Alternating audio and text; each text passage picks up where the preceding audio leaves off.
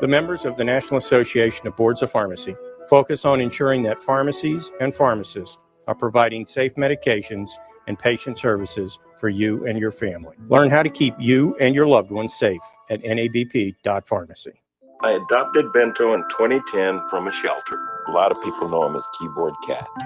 That's just one adoption story that started at a shelter. Visit theshelterpetproject.org to find a pet near you. Brought to you by Maddie's Fund, the Humane Society of the United States, and the Ad Council. News Radio 690 KTSM El Paso. Live from the KTSM AM 690 studios, it's Talk El Paso with Andrew J. Polk.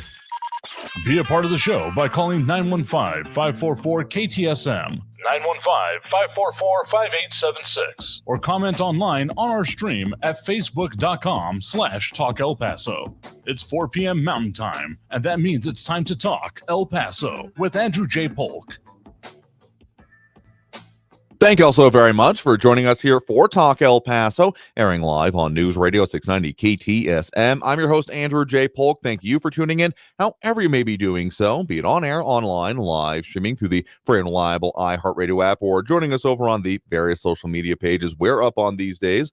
Facebook.com/Talk El Paso, the Talk El Paso channel over on YouTube, Twitter at Talk El Paso, or Twitch.tv, Andrew J. Polk. Some people already tuning in, chiming in over there, including Ida Beza Gardner with the hi and the wave, and over on the Twitch stream, Armando Moncada with the howdy, certainly to you as well, as we embark on not quite Friday yet, and a lot going on Thursday, and just taking another look at the announcement post there for those on the social media. Wondering if we've bit off more than we can chew with the ones that we intend to talk about, but we'll do our level best, as we always do, to delve into as many of the things as we can going on and affecting us here in the borderland. And don't think I gloss over that last part either, affecting us in the borderland.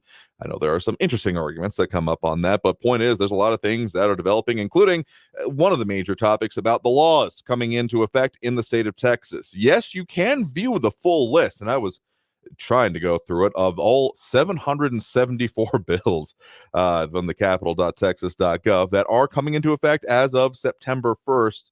I don't need that powerful of a sleep aid at the moment, so yeah, I'll still not all the way through it, though we have some breakdowns from both regional and local reporting authorities on some of the more impacting things. Armando Moncada mentioning one, Texans who own an electric vehicle must now pay an extra $200 registration, and I believe upon purchase as well. So yeah, that's one of the things coming into place. Other things affecting school safety, the state budget.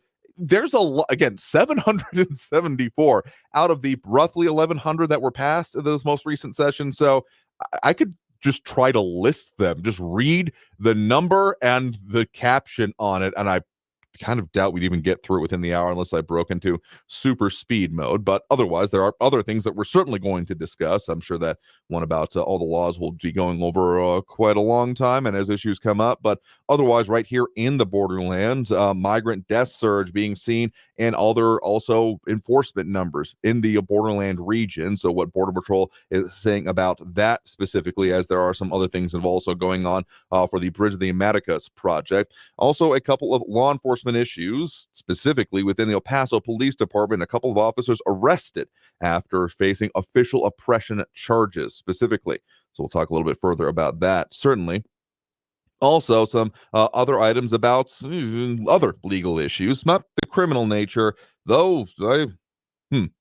Need to think about that a little bit more, actually. But in any case, a whistleblower complaint is going to be made. A little bit more detail on that coming out today about that complaint being made by current city auditor accusing city rep and former city manager of retaliation, among other things, as even now the city manager search is also on hold. But amongst all of these things, one that we had been a little bit confused about was what the heck was the status of physical education with EPISD. So bringing back one of our, you haven't stopped doing it by any means, but less recurring than it had been previously, the What's the Deal With segment with Amber Bond, a producer for 690, joining me to talk about, so what's the deal with PE in EPISD? Just some specific insight to offer there, as well as having performed and filled in for that role specifically. So there's a lot going on today, y'all. Like I said, don't think we've bitten off more than we can chew, but we'll find out by the end of it. Now, certainly won't we, as we continue through and continue all of our discussion here. So let's dive straight into some of the major headlines being discussed right in our region from our news partners at KFOX 14. Migrant deaths surge in El Paso sector despite drop in encounters, Border Patrol reports, noting that specifically that's even amongst all the fluctuation. And some of this data, again, very viewable over at the elpasotexas.gov/migrant-crisis. One thing I realize I may have been mistaken with is they sometimes flip the direction of the graph, so you still have to scroll over now. And we have been seeing that releases have been seeing somewhat of an uptick, kind of definitely down from some of the high water marks, such as the end of last year. But we've seen certain jumps, certain amounts changing, and we're currently on a bit of an upward trend, with the most recent complete week seeing just shy of about 3,100 releases in our area, even as the encounters remain kind of hovering around a, certainly before previously, low point, even though that's one of the highest amounts of the last few months at the very least, with a rolling 7-day average of encounters just over 900. And the in custody amounts also at a recent high mark in the last few months anyway, of about just over 4,000. But even with those numbers, nowhere near some of the previous major inflection points that we were seeing, say, end of Title 42, end of last year, any of those times, there is still a level of concern that certainly should be had about this. So, according to specifically U.S. Border Patrol agent Son Coffey, speaking with our news partners at KFOX 14, saying that since the beginning of fiscal year 2023, we've seen 136 migrant deaths in the El Paso sector, which is approximately a 188% increase, end quote. So, that's not good.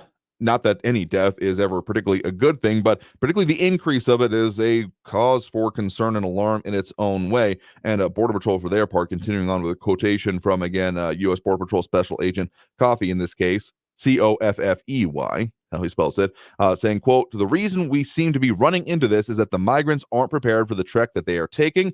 They're often lied to by the transnational criminal organizations who are telling them how easy it is, and avoid the fact that it's very difficult, especially with the hot temperatures here in the Southwest. It's not been a great season for it, even if we're now somewhat consistently under the hundreds and the triple digits. It's been, definitely a problem. I feel like we haven't gone, at the very least, a week or more without seeing, at the very least, talk about a water rescue happening, a body being removed from any of the canals or waterways in our area.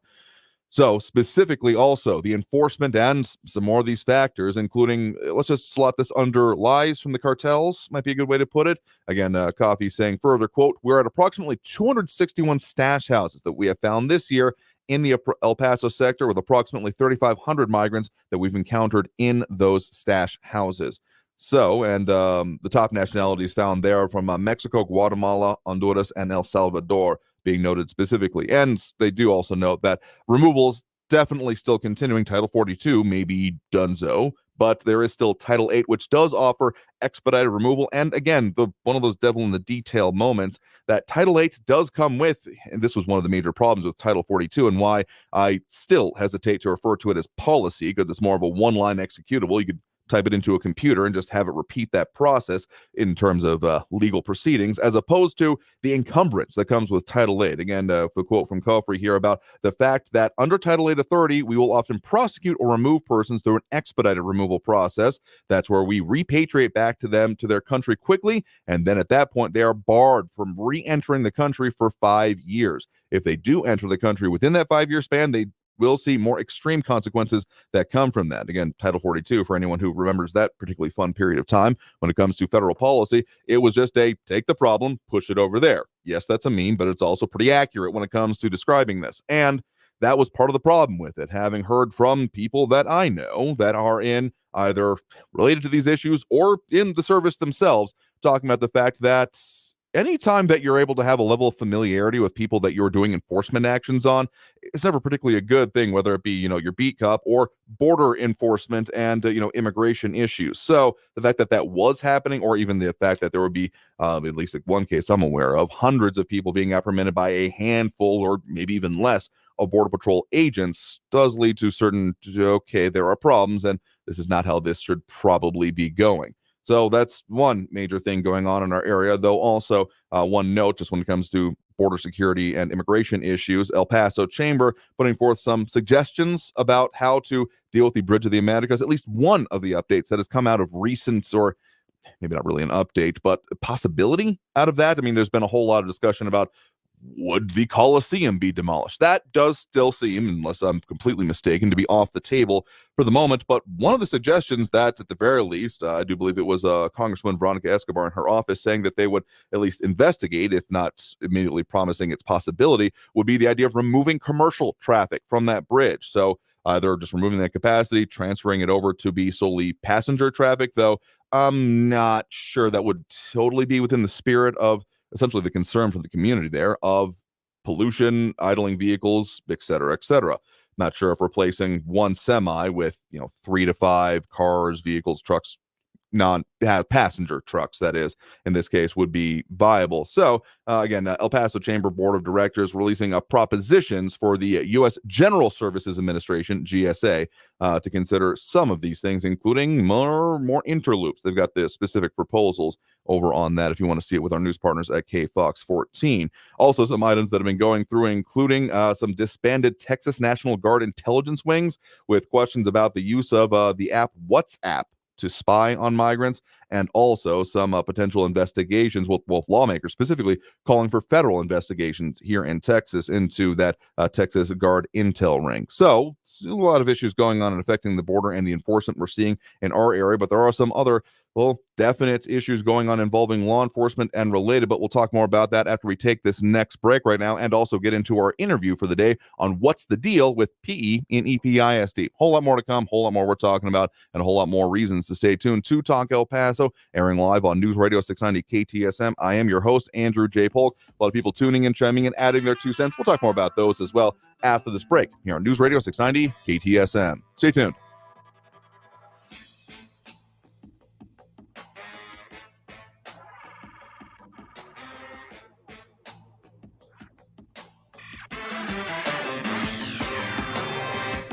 Mazer Security Alarms offering professional installation and certified installation technicians, along with direct, confidential, and personal, and of course, providing peace for you service in the Borderland region for more than 40 years now. And it doesn't matter what your standpoint is, what type of job, what your budget is, you can afford the best. You can get a free quote by calling Mazer Security Alarms at 915-590-0033. That's 915-590-0033. And ask them, because they have 0 down payment options available. No job is too small or too large with low monthly payments available. So to find out what they've got, including the technology they've deployed and even in use in our offices right here, the latest layer of security we've added to our operations, again, give them a call, 915-590-0033. That's 915-590-0033. Mazer Security Alarms.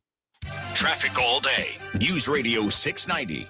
Stop and go traffic through downtown I-10 eastbound from the downtown exits out to Trowbridge is a 15-minute delay. I-10 westbound from Hawkins to the Patriot, a 5-minute delay. Watch for an injury accident at Zaragoza and Escobar. And Gateway North at Diana still closed due to an earlier accident. Follow the detour signs. Carrie Edwards, El Paso traffic. This report is sponsored by Blindster.com. Hi, I'm Kyle at Blindster.com. Since 2010, Blindster has sold millions of custom blinds, shades, and shutters to satisfied customers across the country with 20,000 5-star reviews and an A+ rating from the Better Business Bureau. And right now, save 50% off any order during our Labor Day sale. Blindster.com. Hey, Sean Hannity here from my friends at Lone Star Transfer. If you felt like booking your timeshare was difficult in the past, you know it's recently been almost impossible.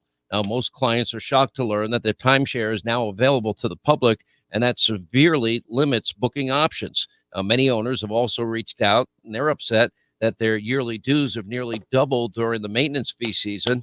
Now, for well over a decade, our friends at Lone Star Transfer, a family-owned company, they have had the pleasure of helping thousands and thousands of people legally and permanently get out of their never-ending timeshare fees. Now, Lone Star Transfer guarantees the release of all liability to your timeshare in writing and in a specific time frame. Call my good friends for a free, no-obligation consultation. Write this down. Call today, 833-594-0075. 833-594-0075. They're online at LoneStarTransfer.com. lifelock.com. What does the Affordable Connectivity Program sound like? It sounds like a student doing their homework online. If X equals 4. Eligible households save $30 a month on internet. Like the sound of that? The ACP. Sign up, connect, and save at getinternet.gov. Gift cards are for gifts, only gifts. If someone asks you to pay them with gift cards to fix a problem, that's a scam. Only scammers ask you to pay that way. If you think you paid a scammer, report it to the gift card company. Ask for your money back. Then tell the FTC at reportfraud.ftc.gov. Think identity theft won't happen to you? Think again. There's a new victim every 3 seconds in the U.S., over 15 million this year alone, and many don't even know they're victims. LifeLock alerts you to identity threats you could miss, even when you monitor your credit. If your identity is stolen, your dedicated U.S.-based restoration specialist will work to fix it. No one can prevent all identity theft, but everyone can save up to 25% off their first year with promo code NEWS at LifeLock.com. Identity theft protection starts here. Hey, hon, what you doing with your phone? Do flowers have best friends? I don't know. Hey, look. Whoa. Some answers can only be found in nature. Discover the unsearchable. Visit discovertheforest.org to find a trail near you. Brought to you by the United States Forest Service and the Ad Council. El Paso's News Radio 690 KTSM. Live from the KTSM AM 690 studios, it's Talk El Paso with Andrew J. Polk. To be a part of the show, follow on Facebook at facebook.com/Talk El Paso. Now here's your host, Andrew J. Polk.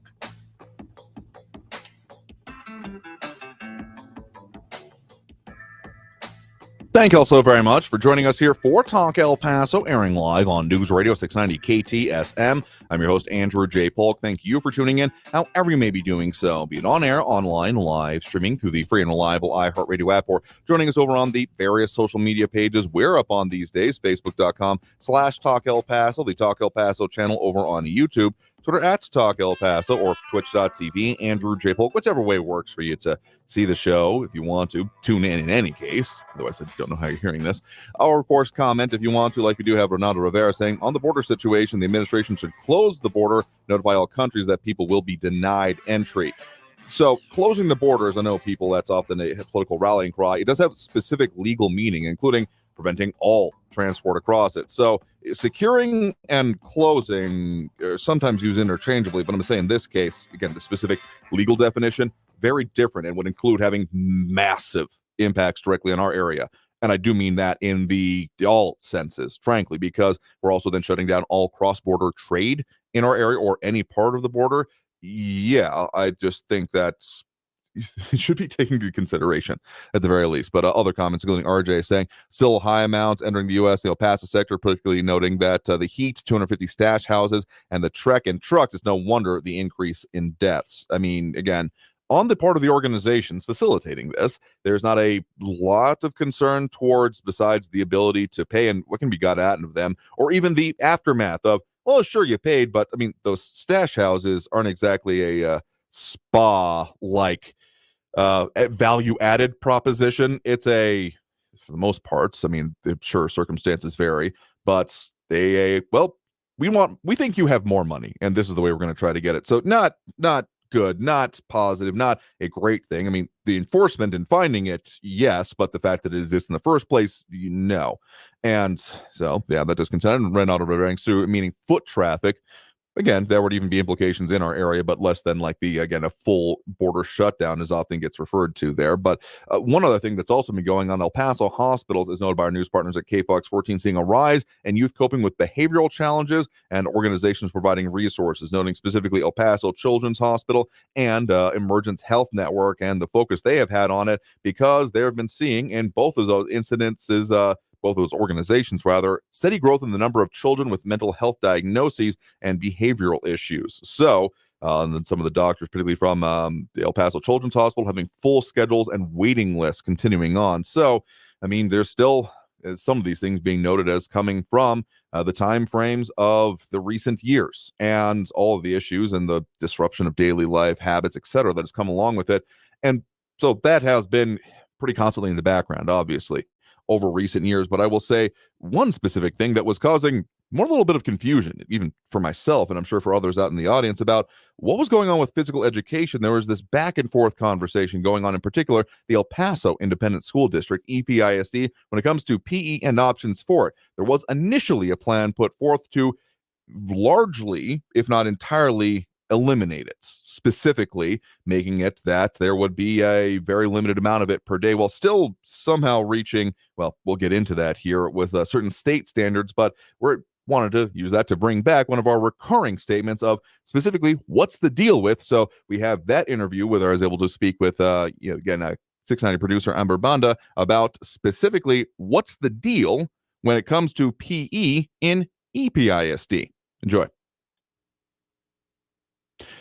Joining us now, we have Amber Banda, producer for News Radio 690 KTSM. Thanks for joining us here for our next What's the Deal With segment. Well, thank you for having me this time in front of the microphone, in front of the camera. Usually I'm back in the control room, so I don't have to dress up. Away from either, but we got some time coming up in which you're going to be spending a little bit more time in front of the microphone. So in deference to that, and also, again, our semi-recurring segment, haven't done it for a minute out, and this time we're going to be talking about what's the deal with physical education, particularly in local schools, at EPISD most specifically, because they've been the ones that have had the controversy around it, though the issue, of course, is not absent from any of our local school districts. And this is something that you have some experience with. You have been, and still continue to be, a fill-in teacher for, well, a coach, I guess, for PE at local school districts, right? Yes, so I'm a substitute teacher for one of the districts, and one of the positions that I mainly sub for is PE coach.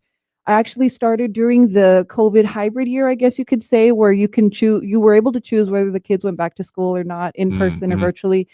So, I was there when a lot of the kids were there, wearing masks, and then they removed that. But I still coach elementary age and also high school as well. Okay. And of course, I do have a background in fitness. I've taught group fitness classes for many years. I'm a personal trainer, so it has been a very big part of my life. I'm a certified nutritionist and personal trainer.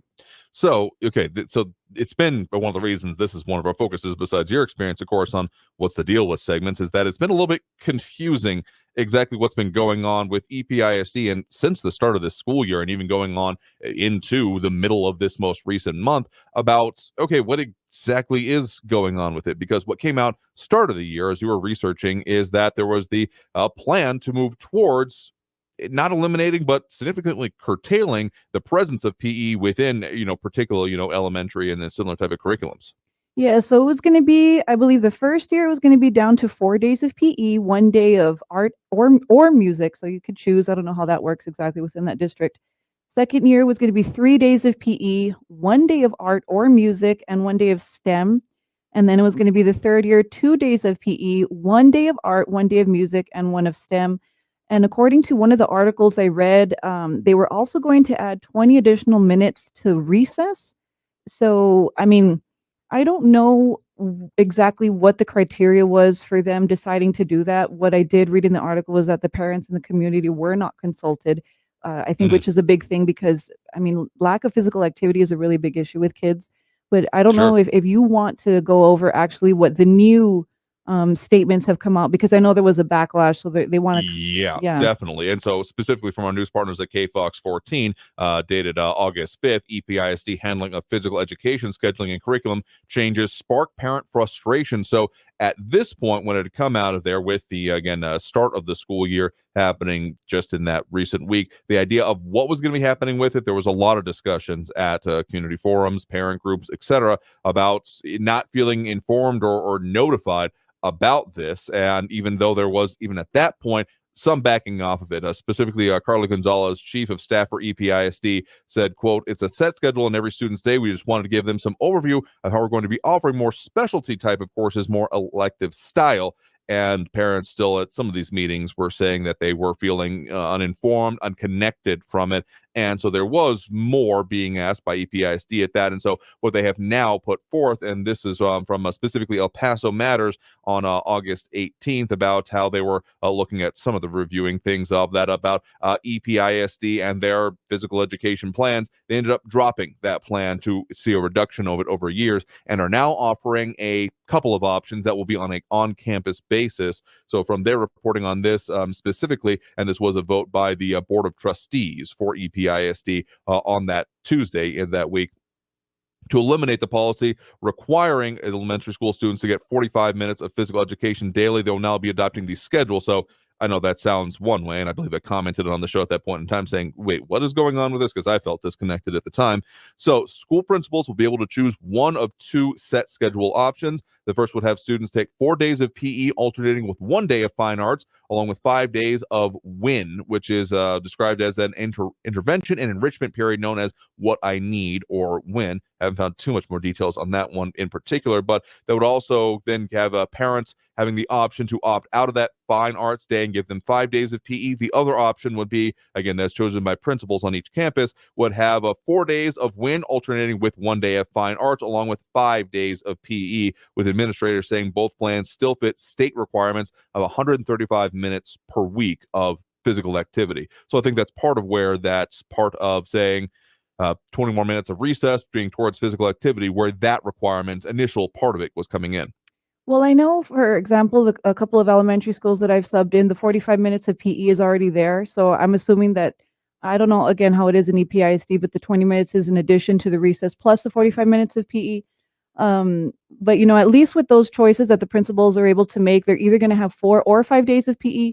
And I just am a big advocate of kids being physically active, not only for, I know one of the big arguments is, well, they're going to be jittery in class, but there's so many more benefits to being physically active, especially being outside. One, the kids are at school all day, and it's mandatory. It's mandatory that your child goes to school. If you choose to homeschool them, that's different. Of course, I guess you can give them as much physical activity as you want. But since it's mandated and they're there, from 8 to 4, 8 to 3, whatever it is, I think there should be that break in physical activity. Whether it's structured, whether they're playing sports, because of course with sports there also comes that lesson of teamwork that you just can't learn in the classroom.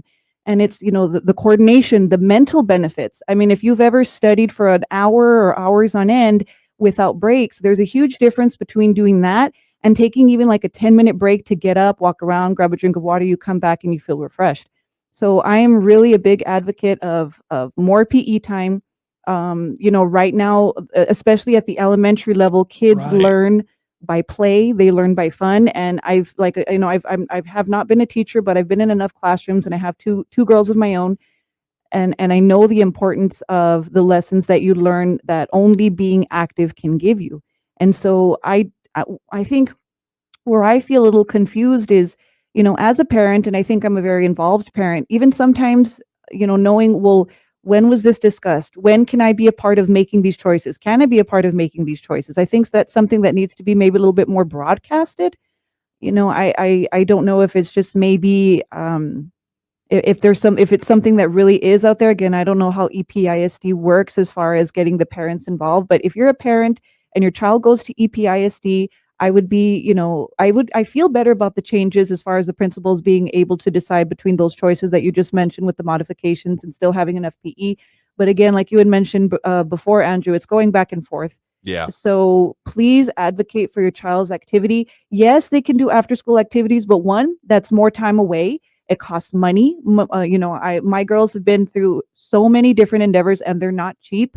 Even the ones that are maybe free, they cost to have, the costumes or the shoes or whatever. So again, they are at school all day. They're mandated to be at school all day. They need that physical activity, not just for their growing bones, their physical health, but their mental health.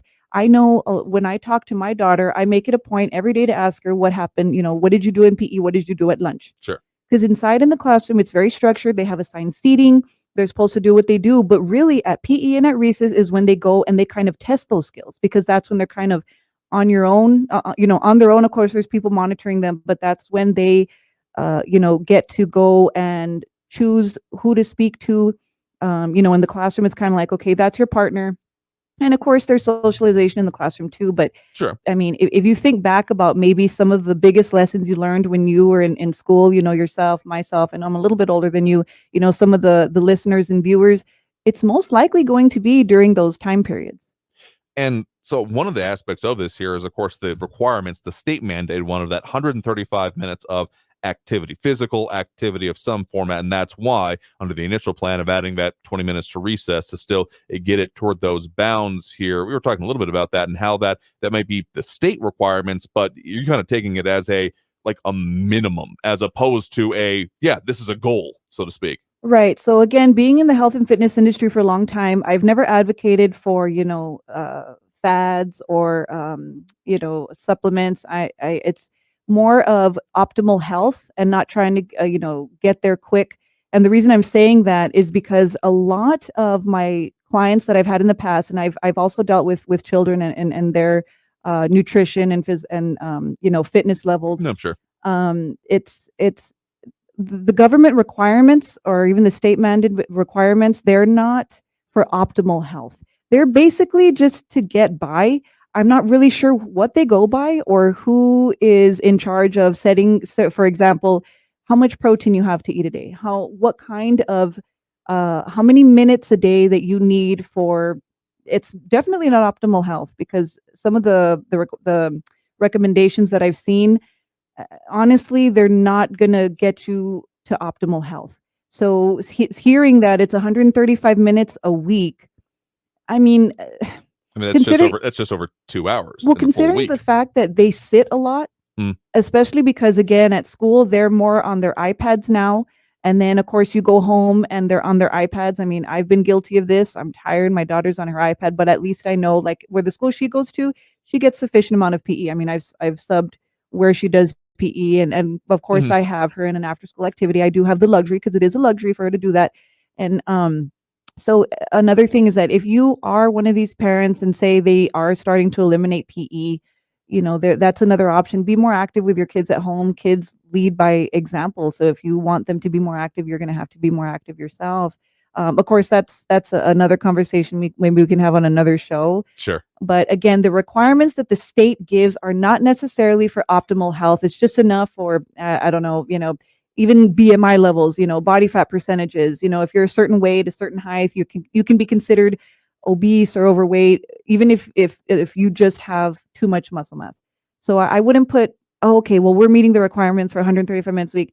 It's not the most optimal, especially considering how obesity has risen in children over the past few years. It's alarming. I mean, it kind of sounds like, to put it in school terms, I passed. I got a 70. And it's like saying, you okay, so you barely passed. Kind of Yeah, feels you like, got by. or to put it another way, anyone who has ever served knows that military grade, as some people in civilian life think of that as like, oh yeah, so it's great, right? No, that's not what that means. So military grade standards is kind of what that ends up sounding like, which again is a bare minimum, effectively. Yeah, pretty much. And I mean, if that's what you want for your child's health or well-being, I mean, again, it comes down to being able to advocate for your kids in the school. And, I think that needs to be more broadcasted because as involved as I am, I'm not, I'm still kind of confused on that within the district that I'm in. But yeah, the baseline, at first, to me, it's like first, I remember years ago, they got rid of a lot of the fine arts programs, music, and then, and I think that really affected our kids negatively. And then you're trying to get rid of PE. It really bothers me. I see them, just lining up to be, factory workers at that point. Like they need to learn all of these lessons that they can't be taught during the day because they're mandated to go to school. Yeah. And so even if they are being homeschooled, there are minimum like academic standards they have to get to, though. Yeah. I'd be very curious if there are actually any of those same kind of physical requirement standards, because I mean, it's kind of like a question of what are we trying to do? What is the goal for having kids come out of education? Is it for them to be, good cogs in a machine? Arguably, that has been in the past, reason the classrooms were set up the way they were, nice, neat rows like you're going to be, or is it to create, functional future members of society and on all the ways and factors that takes place? And so looking particularly at the factors of like, obesity, diseases, particularly in our, area and region, how we have, diabetes, cirrhosis of the liver, and those kind of things, all of which are contributed to by not having activity, setting some of those baselines and even kids understanding, because I know of plenty of people. I've been guilty of it in previous parts of my life myself, where, well, what I did in PE is about all I've ever learned about what it took to do that. So not even having those baselines. Right. I mean, I think that's at least part of the reason why there was this kind of outcry, this backlash, and this reversal of the plan for what that district is doing. And I'm sure they'll be having some impact on the other districts as they're looking at these examples and thinking about it, because I will say in this case, it was towards those, again, STEM and STEAM goals when you put the arts into the science, technology, engineering, and math aspect of it, including arts in there. That's that STEAM standard we're talking about. And I mean, overcorrections seem to be common. I mean, there was the whole push, particularly coming out of the Cold War of we're falling behind, and the sciences and those hard things, engineering, the stuff that'll let us win the Cold War, stop the commies from nuking the moon or whatever. And so there was that kind of overcorrection saying, okay, classroom achievement is all that matters, and leaving people less well-rounded, because sure, still certainly encourage people to be doing things in their own homes and their lives and dealing with their kids, but let's just say that there are a lot of people who fall only to baselines, and so when we're dealing with baselines, if they're not sufficient enough, then really what's the baseline we're even trying to achieve? And I'm glad that there was a backlash, because again, I want to emphasize the impact that physical health has on your mental capacity. You're able to recall information faster. You're able to create those neurons, which the kids are developing, at better rates. Yeah, those connections. Mm-hmm. Yeah, the connections in the brain. And not to mention the mental health benefits that exercise brings. It's not just, okay, I got a runner's high from endorphins. It's an actual biological process that takes place in your brain when you do physical activity that will help you with your studies. So, you cannot disconnect the fact that people who are physically healthier, and I'm not talking about the rip, the cut, I'm just talking about that they're, getting enough, they're eating, not so much processed foods, they're eating right, which I guess the school lunches are okay, at least they have milk. If your kid can drink the milk, have them drink the milk. But again, that's another story. But sure, if they are, a healthier body is going to mean a healthier mind, and vice versa. You cannot disconnect the two. And it's also a great outlet for kids who have anxiety. We see a lot, especially post-COVID, kids having higher levels of anxiety and depression. Sure. And I think a big part of that was them not being able to be physically active, which is why I actually, it's not really an advertisement because it's already passed, but I created a play date PE during COVID, which was like a socially distancing program for kids to be able to go out and work out with other kids, because I realized the importance. And I think if people knew the big link, the connection between mental health and physical activity, a lot more parents would be upset. But again, I'm glad that there was enough that was, reversed and kind of modified to better than the 2 days a week. Good God. Yeah. So again, just to bring it home and clear, that was one of the options that was being considered of putting a course on that over the 3 years. But what EPISD has now changed course and done, it is offering options based on the campus for administrators to choose either a 4 or 5 day a week PE option, with parents in that 4 day a week option to opt out of one of the fine arts classes and have them have the 5 days available. So that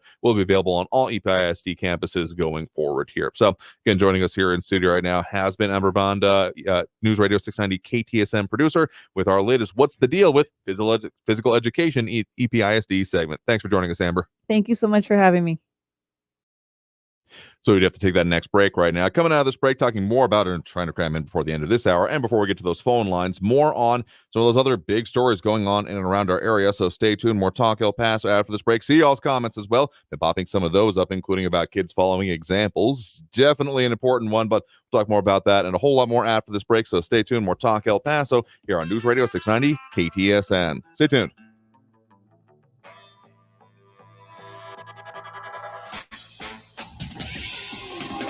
El Paso's News Radio 690 KTSM. With your KFOX 14 news update, I'm Liz Dewicki. The El Paso Border Patrol sector releasing alarming data regarding migrant deaths despite a drop in migrant encounters. The encounters were at their peak at the start of fiscal year 2023 with a high daily average of 2,700 migrants and dropped to 800 after the lifting of Title 42 in May. Despite that drop in encounters, the U.S. Border Patrol saying the agency has been dealing with an increase in migrant deaths and stash houses. 2 El Paso Police Department supervisors were arrested Wednesday in connection to allegations of sexual harassment toward 2 female police officers. Lieutenant John Surface and Sergeant Adan Chavez were charged with official oppression. A special investigation unit uncovered incidents where both of the men allegedly made explicit requests and engaged in coercive behavior toward 2 women officers, according to the arrest report. Both of them have been relieved of duty, according to police. A man has been arrested and charged with criminal sexual contact of a 12-year-old girl. Doña Ana County Sheriff's Office deputies arresting 33-year-old George Aguilar Ramirez. Court documents show that he was inappropriately touching a teen at a home in Chaparral, New Mexico. He's currently being held at the Doña Ana County Jail under no bond. With your KFOX 14 news update, I'm Liz Dewicki. News Radio 690. Traffic all day.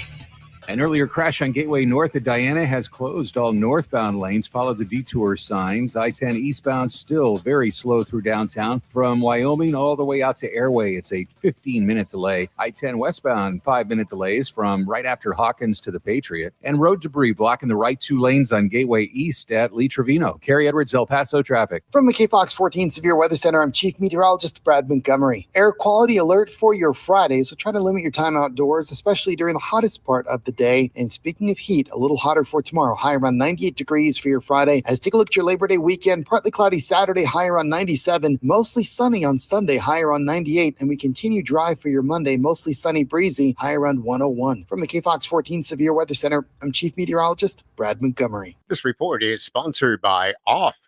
This is Protection.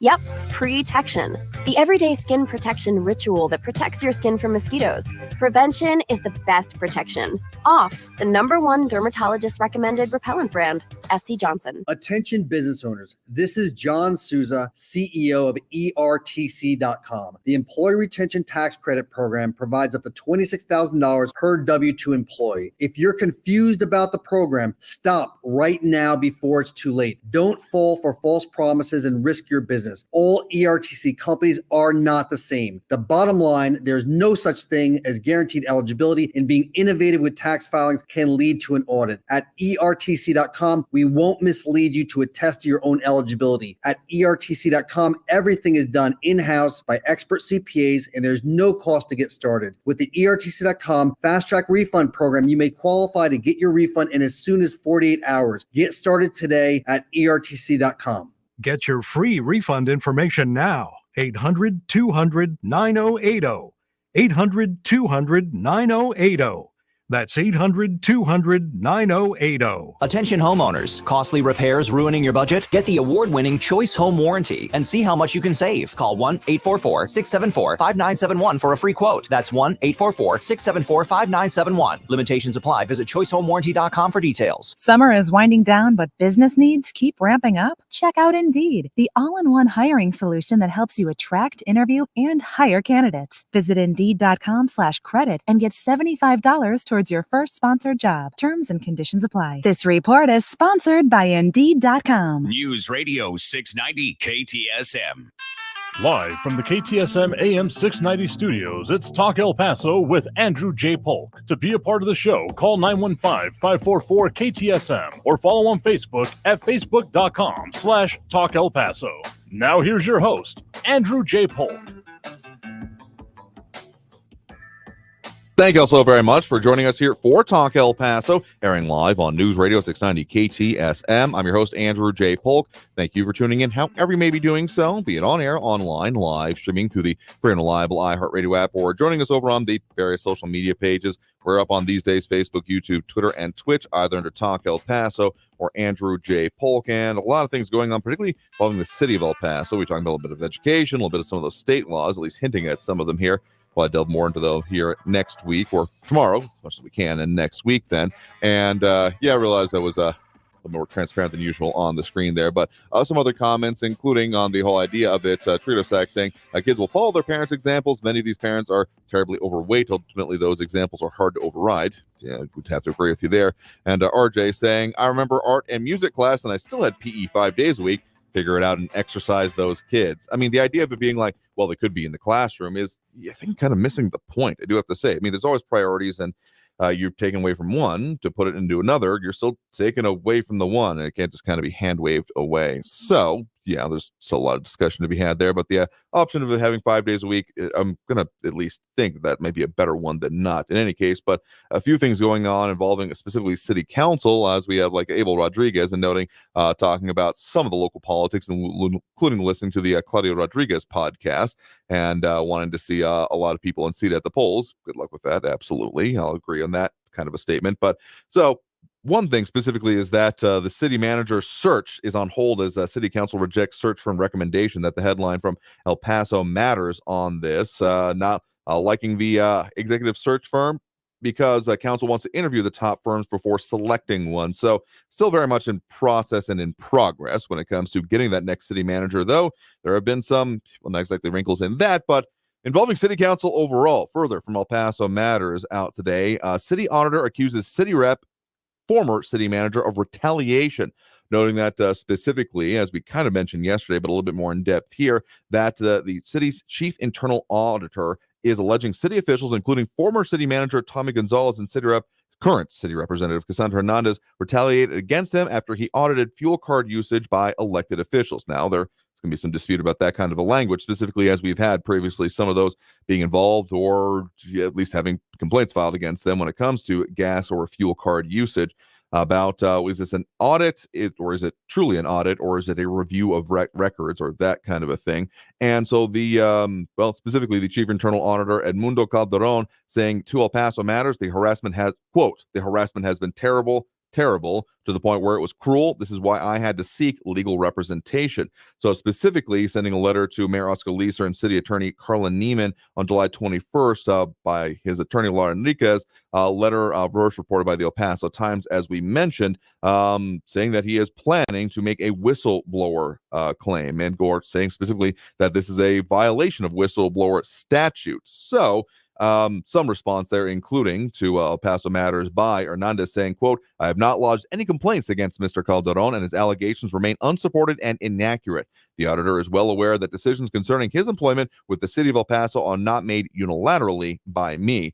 And specifically the city attorney's office saying they do not comment on the, quote, personnel matters, end quote. And Leeser did not comment, and Gonzalez could not be reached for comment there. So specifically the letter again, Enriquez, again, the attorney on behalf of Calderon there, the city's internal auditor, is again noted by El Paso Matters in an email to them, said, quote, the Texas whistleblower statute involves a civil claim by my client against the city of El Paso and others because of the protection afforded to public employees who make good faith reports of violations of the law by their employers to an appropriate law enforcement agency. So again, notice of intent to do that within, I believe, the 30 or 60 days. So yeah, that's going to be another wrinkle in this whole process. And Mark Mandingo saying, can't city council just let Weston be the manager and not waste more money? Again, I'm sure there's plenty of considerations that go into it, but at the very least, at a certain baseline level, at least my reading of it is that there's a certain amount of CYA, also known as cover your posterior. In this case, I know that doesn't fit the acronym, but I'm sure you can read between the lines of saying that, well, if it doesn't work out, search firm. The search firm did it. It wasn't really our fault. Again, I'm not calling that the only motivation, but I'd be hard-pressed to expect anyone to deny that's not even a little bit of it, because you can say that, well, we went, and also the whole idea of processes. Well, we went through this process. We didn't just choose someone. We went through a process. And so the process, if it didn't work out, you blame the process. I don't know if that's, again, everyone's probably going to be willing to admit to it, but I'd have to say that you can not really deny that's probably at least a part of it. One other thing I want to make sure we get to before we hit that next break and go ahead and open up those phone lines is that a couple of, continuing issues, but in this case, a couple of arrests now released, though. Again, the article title from El Paso Matters, El Paso police supervisors accused of sexually harassing fellow officers face official oppression charges. And that is indeed the charge, official oppression. And some of these statements that, again, have been specifically out as part of this, as was announced Wednesday night, that Police Lieutenant John Surface, 43, and Sergeant Andan Chavez, 44, booked and released at the county jail Wednesday afternoon. And the statement also says that they have been relieved of duty. Going on to say specifically, again, the statement from El Paso Police, quote, the investigation revealed disturbing incidents involving explicit requests and coercive behavior by Service and Chavez. These allegations are taken with the utmost seriousness, as the well-being and trust of our officers and the community are of paramount importance. Such behavior not only contradicts the values of our department, but also undermines the collaborative and respectful environment we strive to foster. Now, El Paso Matters note that this comes after they've done a series of investigations, articles, etc., into alleged police misconduct issues and how council and local government have handled them after, again, a months-long investigation, the way they put it there, and also noting some of the other results that have come out of that, including other, at least attempted prosecutions and things like that of city police officers. And what I will say about it is this, that, of course, again, there's a lot of power and responsibility given to public officials and particularly law enforcement over us in our daily lives. They have a preeminent ability to completely disrupt, at the very least, what you had planned that day, if not a whole lot more, if not done incredibly carefully and correctly. And so I'm not going to call the actions, again, alleged actions and the accusations and now charges being filed against these officers as a good thing. It certainly isn't. But at a certain point, you have to recognize, given human nature, that people are not always going to do what they are supposed to or the things that they are expected of them, regardless of their position. It's one of those facts of life. So I will say the ability to have accountability, again, not calling this at all situation good, positive, or wish it had happened, but there being a response to it, I would say is pretty critical. Because if this were to be pushed under the rug or anything else along those lines, that would be, what's another phrase? The cover-up is always worse than the crime. So accountability and showing that there will be consequences for those that are not living up to those expectations, etc., is of critical importance. Yeah, Abel Rodriguez putting it, bad apples are always in the apple barrel. Critical part of that phrase that is often overlooked, so not accusing you of it specifically, but that, the few bad apples phrase that often gets brought up, it's not that there are a few bad apples, it's that a few bad apples ruin the lot. So being able to suss out and deal with the bad apples, again, these people charged do deserve their day in court, but again, the fact that there is a process in place, and there should continue to be, and in fact, if at all possible, reinforced, is of critical importance. But let's go and take that next break right now, and we're probably going to be right up against the top of the hour here. Yep, looking at the time frame. So we'll go ahead and open up the phone lines and get to them right after the top of the hour. So if you want to get on the line, they are open now, and that number to call is 915-544-5876, 915-544-KTSM. Back after this break with more Talk El Paso here on News Radio 690 KTSM. Stay tuned.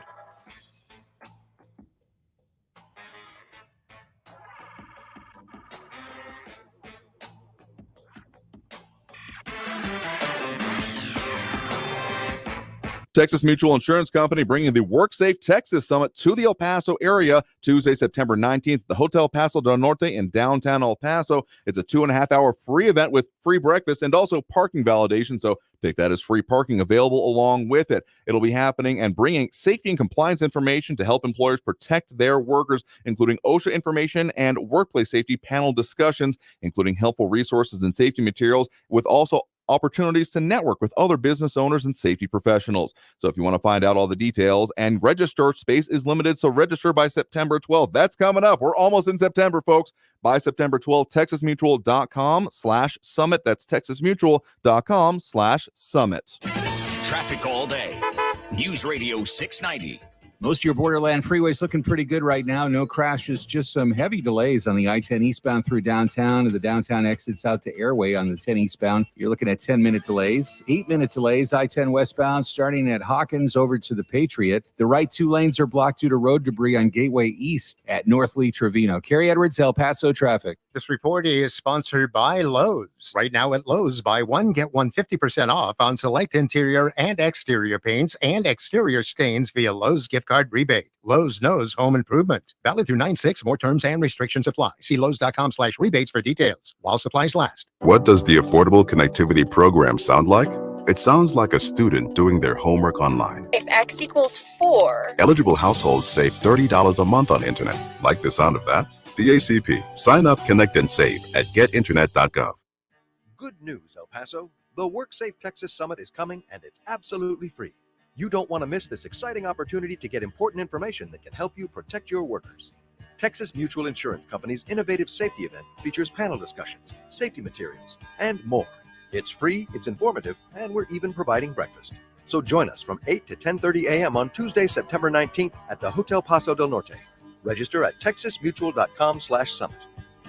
The El Paso Community Foundation supports the causes you feel passionate about here in the borderland, whether it's education, social services, arts and culture, the environment, health, or economic development. The El Paso Community Foundation has been promoting philanthropy and progress in our hometown region for more than 45 years. Make your mark with us. Start a fund today for good, for El Paso, forever. Learn more at epcf.org. That's epcf.org. If you take care of your feet will take care of you. See how we can help at the Good Feet store. Right now at Lowe's, buy one, get one 50% off on select interior and exterior paints and exterior stains via Lowe's gift card rebate. Lowe's knows home improvement. Valid through 9/6. More terms and restrictions apply. See Lowe's.com/rebates for details while supplies last. Our iHeartRadio Music Festival is coming back to T-Mobile Arena in Las Vegas, September 22nd and 23rd. The most unforgettable weekend of music on the planet. Buy tickets now at AXS.com. Stay informed at KTSMradio.com. News on the hour and the hat. Traffic and weather all day. News Radio 690 is KTSM AM El Paso, an iHeart radio station. NBC News Radio, I'm Brian Shook. Parts of eastern North Carolina are still feeling the impact of Tropical Storm Idalia. The storm that came on shore as a Category 3 hurricane in Florida yesterday morning is now a tropical storm with sustained winds of 65 miles an hour. President Biden will head to the Sunshine State on Saturday. Georgia Governor Brian Kemp is rejecting talks about removing the district attorney prosecuting former President Trump. Up to this point, I have not seen any evidence that DA Willis's actions or lack thereof warrant action by the Prosecuting Attorney Oversight Commission. During a news conference Thursday, Kemp said a special legislative session to impeach Fulton County District Attorney Fani Willis would likely be ruled unconstitutional. Meantime, former President Trump has pleaded not guilty to charges in his election interference case in Georgia. On Thursday, a lawyer for Trump filed a waiver for his formal arraignment and entered the plea. U.S. mortgage rates are down. The 30-year fixed-rate mortgage average is still over 7%, but ticked down to 7.18 after 5 weeks of increases. Freddie Mac's chief economist said that recent volatility makes it difficult to forecast where rates will go next. The U.S. Capitol attending physician says Senate Minority Leader Mitch McConnell is medically clear to continue his schedule after freezing up while taking questions from reporters. Lisa Taylor has more. Physician Brian Monahan said occasional lightheadedness is not uncommon in concussion recovery and can also be expected as a result of dehydration. He said he consulted with McConnell and his neurology team after Wednesday's incident. McConnell froze up during a press conference for the second time in recent months, raising questions over his health and whether he's fit to serve. I'm Lisa Taylor. You're listening to the latest from NBC News Radio. First Lady Jill Biden is gathering union support in Chicago ahead of Labor Day weekend. The First Lady spoke yesterday to the Chicago Federation of Laborers, calling them the backbone of the country. You're advocates, you're organizers. You stand together and fight for the communities you care about, and you never give up. Biden said unions are at the center of President Biden's economic plan, Bidenomics. She credited his administration with creating millions of jobs, rebuilding roads, and expanding clean energy and manufacturing. One of music's biggest stars is allowing fans who couldn't see her live to enjoy her concert in theaters. Lisa G has the details. It's me. Hi, I'm the problem. It's me. Taylor Swift is giving fans who missed out on tickets to her Eras Tour a chance to experience it in a different way. The singer-songwriter will release Taylor Swift The Eras Tour film to movie theaters on October 13th.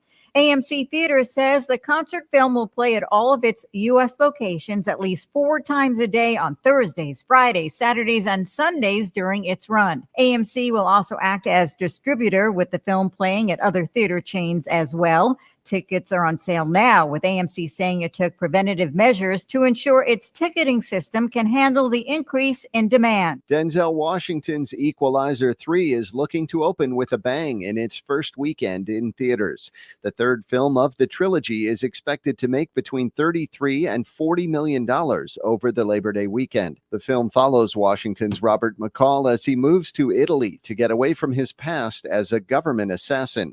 Meanwhile, Sony's Gran Turismo is projected to fetch between $7 and $9 million in its second weekend. Brian Shook, NBC News Radio.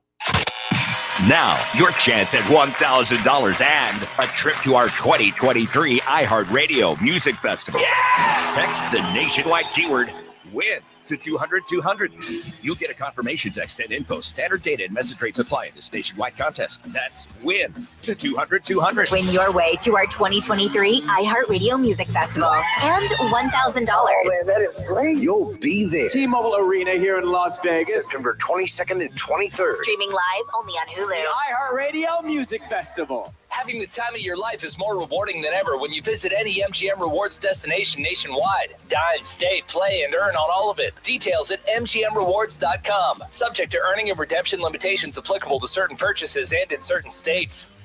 This report is sponsored by Lowe's. Right now at Lowe's, buy one, get one 50% off on select interior and exterior paints and exterior stains via Lowe's gift card rebate. Lowe's knows home improvement. Valid through 9/6. More terms and restrictions apply. See Lowe's.com/rebates for details while supplies last.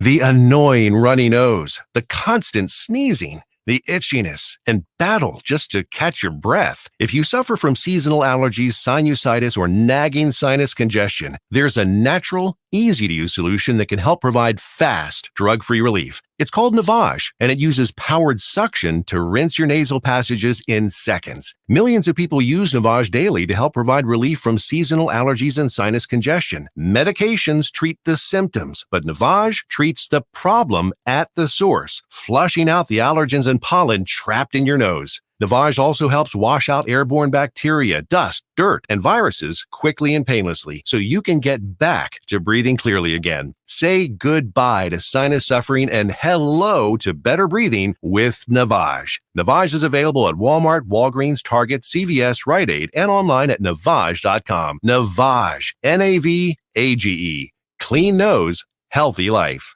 Hammer and Nails, El Paso's newest men's grooming destination, with your comfort and privacy in mind, and where your favorite brew, spirit, or mixed drink will be waiting for you, along with every cut, shave, manicure, or pedicure visit. Open daily at the Fountains at Farrah, Hammer and Nails offers world-class luxury experiences without the pretentious price tag. Visit Hammer and Nails Grooming Shop for Guys online at hammerandnailsgrooming.com to book your next experience. That's hammerandnailsgrooming.com. Listen to Kelvin. What he's about to say could change your life. I'm 6'2", and I was about 290, and I lost weight fast. I trimmed down. Now I'm about 235. I'm probably at about 9, maybe 10% body fat. That's great. I lost probably at least 60 pounds in probably 3.5, 4 months. Color of my hair is coming back. Skin looks better. Obviously gaining muscle. My muscle mass is coming back. Thank you for providing an awesome product. Somebody who actually has and does what they say they will. That's awesome. That's great, Kelvin. Losing that belly fat in less than 4 months is outstanding. Since 2004, Andro 400 has been changing men's lives, like Kelvin, and can help you lose belly fat, gain energy, and improve your lifestyle. We guarantee it. Go to andro400.com for more true testimonials, before and after photos, and special discounts. Only available on andro400.com. andro400.com. Why is iHeartRadio the #1 streaming radio app? Free music. Free live radio stations from all over the country. Free podcasts. Free playlists. Free contests. Free artist radio stations. Commercial-free stations. It's free. I love iHeartRadio. Join the millions of music, radio, and podcast fans on the #1 streaming radio app now. iHeartRadio. iHeartRadio. Free never sounded so good. El Paso's News Radio 690 KTSM. Live from the KTSM AM 690 studios, it's Talk El Paso with Andrew J. Polk. To be a part of the show, call 915-544-KTSM or follow on Facebook at facebook.com/Talk El Paso. Now here's your host, Andrew J. Polk. Thank you all so very much for joining us here for Talk El Paso, airing live on News Radio 690 KTSM. I'm your host, Andrew J. Polk. Thank you for tuning in, however you may be doing so, be it on air, online, live, streaming through the free and reliable iHeartRadio app, or joining us over on the various social media pages we're up on these days, facebook.com/Talk El Paso, the Talk El Paso channel over on YouTube, Twitter @Talk El Paso, or twitch.tv, Andrew J. Polk. A lot of people tuning in, chiming in, adding their 2 cents. It's a great way to do so throughout the program there, and dropping those likes and reacts, particularly over on the Facebook, but still certainly appreciate them. James Holmes, RJ, Monica Cervantes, Ida Beza Gardner, and Robbie Flores, and a lot of other people chiming in there, talking about some of the different issues going on, including, no, still not making as much as some of the national hosts do, but one can dream or wonder what I do with that many particular peanuts. But in any case, a lot of other conversations going on there, and definitely reasons to watch the stream if you're able to do so safely. Don't want anyone holding the wheel between your knees while holding the device or phone or whatever. Get some screens in the middle of cars now these days. In any case, we got a lot to talk about here. And of course, Talk El Paso, brought to you in part by Southern Park Chrysler, Dodge, Jeep, Ram, And of course, they've got their huge Labor Day sales events going on right now. Where we can get a new 2023 Ram 1500 Lone Star Edition for as low as 2.9% for 72 months for well-qualified buyers. Find them in all their deals, of course, over at 950 Crockett Street, right across I-10 from Sunland Park Mall, Sunland Park, Chrysler, Dodge, Jeep, Ram. And a lot of things that we are discussing and going on right now. But of course, we do have those phone lines open as well. If that's how you want to get at us and add your 2 cents, and lines are available. That number to do so is 915-544-5876, 915-544-KTSM, as is on the screen when we do have those phone lines open, at least when we intend to anyway. And some other discussions going on here, including in response to what Abel Rodriguez brought up about the idea or the pushback from some members of City Council. Now, I'm going to say that political affiliations are not total. I mean, of course, City Council is a non-partisan position, but that does not mean nor explicitly exclude, and therefore often does include, any political affiliations that individuals may have on it. They just can't run with the RD or whatever have next to the name. Does not mean that the infrastructure or even proclivities of either of those parties can work for or particularly against them. So what Abel had said before there, listening to the Claudia Rodriguez podcast, saying she does not care for what local Dems and wants to unseat them at the polls, saying good luck with that. I mean, conventional wisdom about the rates and who turns out to the polls in our area would, have a certain impact on that you're discussing there. But some response to that, Ronaldo Rivera saying, it's an interesting idea. Is there a pro-conservative seed that is growing with time? Perhaps the political climate is changing as people start paying attention. Only for me and to well, definitely. One thing that I constantly keep in mind is that politics does not care about your feelings. However strong you might be thinking of, it's going to happen. If you're not putting in the work or part of an organization, I'm not putting this all on anyone individually, certainly not, because at the very nature of it, politics is a group enterprise. At the very least, the best way it seems to work does. Monarchies exist, but none of them really have that much power anymore. And dictatorships, well, I have certain thoughts about those as well. Point is, in our system and the way that it works, if you're not doing the work to deal with the groups of people you need to, it doesn't matter how strongly, fervently you believe.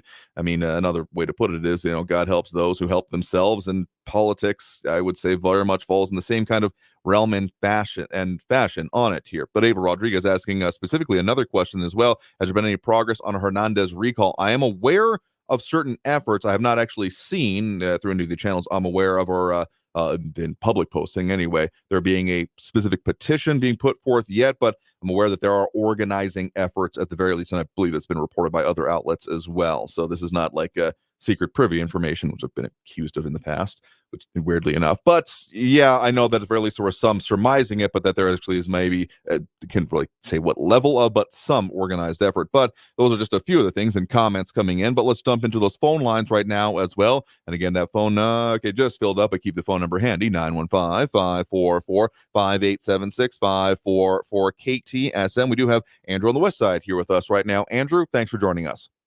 Yes, thank you, Andrew. Reference your interview with Amber Banda. Oh, sure thing. Yeah. Yeah. Back in the day when I was in high school, which was 40 some odd years ago, the El Paso Independent School District gave you an option when you went to high school, when you entered high school. Okay. Yeah, back then we were on the quarter system. So you had to take 5 quarters of physical education or 5 quarters of JROTC in order to graduate. That sounds similar. It was not the major part I was focused at that point in my education, but I want to say it was an option. There was some physical activity. I think JROTC with the PT requirements did count as well. I didn't do that myself. I actually did. We called it the JV tennis team, but I was not that good at it. But the level of physical activity, that's what met my requirements, or at the very least, the reason I think I did that. It's been a while since I've thought about that myself, to be perfectly honest with you. But I think that's one of the ways and kind of the options that were available. It was not, though, kind of what was being discussed, or the current idea of the EPISD, or at least the one that was being floated about there being other options that aren't even in the physical activity realm at the very least. Very true. Well, one thing about Austin High School, I don't know if they have it anymore, but they were the first. They were the first JROTC program to institute an OCS program. If you wanted to ascend to cadet officer, in your junior year, you must go through their OCS program, which, believe me, that was like a mini boot camp in and of itself. I mean, I could understand that. And I mean, when you start talking about beyond, I mean, I know there were, I'm sure everyone who knew someone who was in JROTC knew someone that may have had a little bit of a power trip of the, rank that comes along with it and the control of your other fellow cadets. But you start getting into the seriousness of it and actually looking at not just as a school course, but turning it into it. There was a recent reference, I want to say, in a new a London or a Britain-based outlet referring to a Texas A&M university and its Corps of Cadets specifically as a little-known military school in the Texas hinterlands. And anything approaching any of that level of seriousness, yeah, very serious indeed. Yeah, well, they are serious at Texas A&M, but getting back to the JROTC program, yeah, you did take it seriously, and federal law allows you with 3 or 4 years of junior ROTC to enter the United States Army boot camp as an E3. So that was back then. I don't know what it is now, but it did. I mean, E3 is you start with when you get time in grade and time in service, that makes a lot of difference money wise and career wise. It definitely is. I mean, besides starting out, as a private first class versus, basic private is, and I mean, there's some pay differences as well, varying greatly between different services, looking at that up real quick. But yeah, and there used to be other ways that you could get in with advances like that, but even just being, OCS, so going in as, officer candidate school could be a significant difference if, again, a little bit further afield from what we're talking about with local PE requirements. Right. Anyhow, another thing I want us to talk about, do you know if that so-called gun buyback program is going to actually going to happen in October? To my understanding, it's kind of, I'll admit, fallen by the wayside, at least when it comes to headlines in the purposes of the county, given that the pay raises, budgets, and that whole process has certainly taken most of the air out of the room. To my understanding, it was voted on and it was approved using primarily federal funds. I believe it was in the realm of $300,000, if I'm not mistaken. So I do believe it, that at least the initial one for, basically the end of October, the 28th comes to mind, though don't quote me on that. I'll have to look it up here in just a second. But that was approved along with the use of the funds. Well, it's only going to serve, like I said, it serves as feel-good legislation. But if you take their argument to its logical conclusion about, maybe it'll reduce deaths or something like that. Well, why don't they have an automobile buyback program with all the drunk drivers that are injuring and killing people on the roads? Yeah, I mean, I get the comparison between guns and automobiles happens often. The whole idea about, and particularly in that circumstance, using a machine very, very wrongly certainly has its certain, pervasive arguments to it. And looking it up here real quick, yes, it is. It was the funding and the events was approved. So the first one, October 28th at Escalante Park. So I did have the date right there in my mind. So, I mean, yeah, there are certain other things and legal penalties, like what are some of the ones I've been aware of? Like having the emission interlock devices where you have to breathalyze yourself to even start the vehicle. So there are other things that happen there, though. I don't know. As much as, the question is, what do they do with him after the buyback? It would be even more of a question for me in that kind of circumstance you're proposing. Well, they ain't going to get my Glock for 17 for whatever price they're offering. But one other thing that came out in effective September 1st with the new legislature and concerning alcohol driver-related alcohol deaths, DUI deaths. Mm-hmm. Yeah, there definitely was a very interesting one there. I think you're referring to, let me see if I've got it handy. There were so many of them that were coming out here. One of the interesting ones that I was seeing a note of was school safety was certainly one, but there's actually a one on that drunk drivers, those that I'm trying to find the number of it here. I don't have it immediately handy, but this was one of interest to me, that there was if a drunk driver kills the parents of a minor, they have to pay child support until that child is then 18. Yes, either they finish high school or they turn 18, whichever is the latter. Yeah, so that was a very interesting one that it was on the many lists. And again, I've done at least a scanning over as much of the 774 coming into effect as I can, but that one has been making lists and stands out in its own regard, certainly. Yeah, well, I was reading the new laws last night, but I didn't even get a quarter of the way through.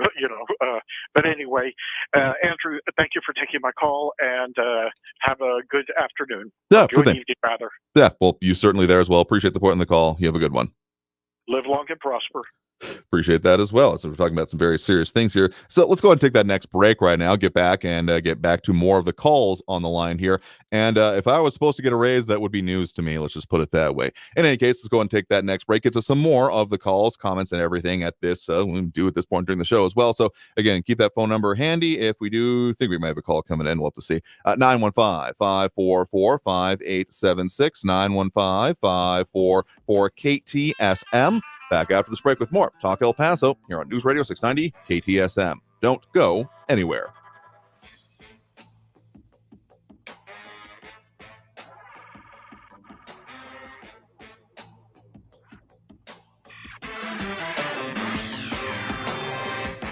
Hammer and Nails, the newest option when it comes to men's grooming excellence in the Borderland region, the one that I've been trusting my head and hair with, particularly, all of the hair on it, hair, beard, and frankly, everything in between there as well, because there was actually some of the services I got the most recent time, the premium beard grooming and cut that came with, of course, the nice scented towels. It was a very nice and pleasant experience, but also rejuvenating in its own way, because it also came with the facial massage and the exfoliation. I mean, okay, I've never been one of particularly thinking that my skin is too soft or that can't be too soft, but seriously, it was a next level service, and definitely, again, your comfort and privacy and all of the just amenities that come along with it in mind there. So if you want to go and find it out for yourself, it's super easy to make your appointment. It took me just a couple of minutes for my first one, and I'm certainly looking forward to going back. And you can find them online, hammerandnailsgrooming.com. That's hammer, A-N-D, nailsgrooming.com. No, not about tools, except for, well, the ones that they use to keep you looking and feeling great when it comes to all of your men's grooming needs, literally head to toe. Don't forget, of course, to ask about their Lux 24 Club Lux packages, and we'll be giving some more giveaways, and so more of that coming, and so stay tuned for a whole lot more here on the show, and of course, finding them over at the Fountains of Farah lower level, but again, easiest way, online, hammerandnailsgrooming.com. That's hammer, A-N-D, nailsgrooming.com. Traffic all day. News Radio 690. A crash on the I-10 eastbound at Copia is blocking the exit ramp and causing delays. Right now, it's 8-minute delays. I-10 eastbound from Piedras all the way out to McRae. Westbound on the I-10 from Hawkins to the Patriot, it's a 5-minute delay. And a fuel spill is blocking the right lane in the lower valley, Horizon at Darrington Road. Kerry Edwards, El Paso traffic. This report is sponsored by Discover. Discover credit cards do something pretty awesome. At the end of your first year, they automatically double all the cash back you've earned. That's right, everything you earned doubled. The cash back from trips, restaurants, all doubled. Seriously, though, see terms and check it out for yourself at discover.com/match. Hun, we need to stop putting off getting life insurance. I know. It's just been so busy, and I'm sure the cost is out of our budget. Well, Jen told me that they got a $500,000 term life insurance policy from Ethos for less than $23 a month. All online with no complicated forms and no medical exam. All they had to do was answer a few health questions. Wait, no medical exam and all online? I know, right? It's not easy to think about, but if something happened to you, James and I would be... Okay, I get it. Let's get a quote from Ethos right now. Wow, you were right. There's no medical exam, and Ethos makes the whole online process fast and easy. And look at these rates and coverage options. It's great protection and totally fits our budget. Ethos. They've removed all the barriers from getting coverage. Go to checkethos.com to get your free online quote. That's checkethos.com.